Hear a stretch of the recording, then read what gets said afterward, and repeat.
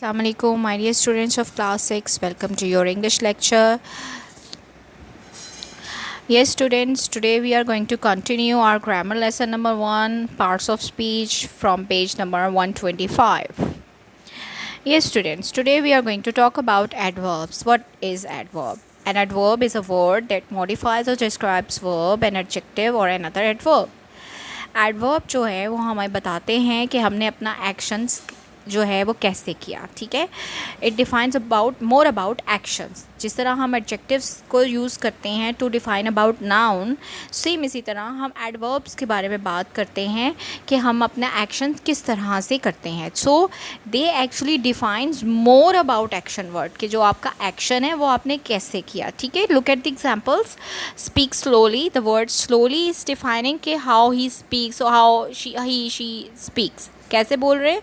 Slowly, ठीक है. The word slowly is defining about action, कि एक्शन हमने कैसे किया. This is very good. Know very, very जो है वो एक आपका एडवर्ब है, वो बता रहा है कि कितना अच्छा है, ठीक है. She Yeats extremely slowly. अब यहाँ पे भी दो हमारे यूज़ हो रहे हैं, लेकिन यहाँ पे हम एक्सट्रीमली बात कर रहे हैं कि वो किस तरह से खाती है, बहुत इंतहाई आहिस्ते से. The word extremely, very, slowly, these are adverbs because they are define about action words, कि आपके जो एक्शंस हैं वो आप कैसे कर रहे हो, ठीक है. इसी तरह हम कह सकते हैं, एग्जाम्पल आप ले सकते हैं कि सोल्जर फॉट ब्रेवली. सिपाहियों ने कैसे लड़ा? ब्रेवली, ठीक है, बहादुरी के साथ, ठीक है. द वर्ड बहादुरी जो है वो उसके एक्शन को डिफ़ाइन करा. या मैं ये कहूँ कि शी रन स्पीडली, वो तेज़ी से भागती. द वर्ड स्पीडली जो है वो हमारा एक्शन के बारे में डिफ़ाइन कर रहा है. या हमें कहूँ the class is sitting silently. The word silently जो है वो डिफ़ाइन कर रहा है अबाउट के हाउ दे सिट कैसे बैठ रहे हैं, साइलेंटली, ठीक है.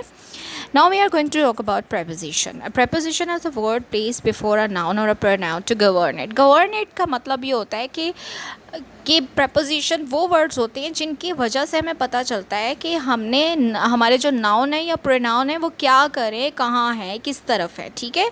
So they told you about noun and pronoun prepositions. The common prepositions are in, on, off, for, under, in front of, above, up, down, right, left. These are our common prepositions. और इनकी वजह से हमें पता चलता है कि जो चीज़ें हैं वो जो नाउन है जिनके बारे में बात कर रहे हैं वो कहाँ हैं या क्या कर रहे हैं, ठीक है. एग्जाम्पल्स देख लें. Please stay for lunch. आपने स्टे करना है किसके लिए? For lunch. The word for is giving you कि हाँ आइडिया दे रहा है कि लंच के लिए हमने स्टे करना है. He wrote a letter to me. उसने ख़त लिखा. किसे ख़त लिखा? मुझे. द वर्ड टू मी जो है, जो टू है वो बता रहा है कि किसको ख़त लिखा? मुझे लिखा. They sing in harmony. The word in जो है वो बता रहा है कि उन्होंने किस तरह से गाया, यानी कि गाने को किस तरह से हम आहंगी के साथ गाया, इकट्ठे गाया, ठीक है. इसी तरह हम और एग्जांपल्स देख लेते हैं. The cat is hiding under the table. The word under जो है वो हमें बता रहा है कि वेयर इज़ कैट हाइडिंग, ठीक है. या मैं ये कहूँ कि the cat is climbing on the wall. दीवार पर चढ़ी. द वर्ड ऑन, या मैं कहूँ कि my wallet is in the drawer. The word in जो है वो बता रहा है कि where is my wallet. So preposition basically हमारे नाउन्स और प्रोनाउंस के बारे में बताते हैं कि वो कहाँ है, क्या करे, किस सिम्त में है, किधर है, ठीक है जी. Next is called conjunction. Conjunctions जो है ये हमारे वो वर्ड्स होते हैं जो बेसिकली दो अलग अलग जुमलों को एक जुमले में बदल देते हैं. जैसे हम उर्दू में हम उनको कह सकते हैं कि भी, और, लेकिन, मगर, अगर, चुनाचा, तो. ये जो वर्ड ऐसे होते हैं जो हम उर्दू में बोलते हैं, ये हमारे डेली रूटीन के वर्ड्स हैं. And same like this in English language we also use them in daily routine, like and, but, because, और, if, so. These are very common conjunctions. क्या होता है, इनको इस्तेमाल करने का फ़ायदा ये होता है कि हम दो अलग अलग जुमलों को लिखने के बजाय हम we use them in a one sentence by using these conjunctions. जैसे मैं कहूँ me and my friends are